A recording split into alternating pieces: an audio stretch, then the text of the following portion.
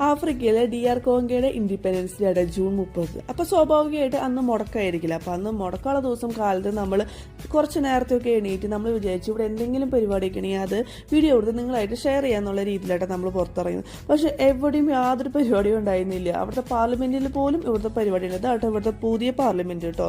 അത് കഴിഞ്ഞ് നമുക്കൊരു പാല് മേടിക്കാനുണ്ട്. അങ്ങനെ ഞാൻ തൊട്ടടുത്തുള്ള ഒരു കടയിൽ കയറിയപ്പോൾ കുറേ സാധനങ്ങൾ മേടിച്ചാണ് പുറത്തിറങ്ങി. അപ്പോൾ ചേട്ടാ എന്നോട് പറഞ്ഞാൽ നീ ചെന്ന് മേടിച്ചിട്ട് വാ, ഒരു പാല് മേടിച്ചിട്ട് വാന്ന് പറഞ്ഞോട്ടെ.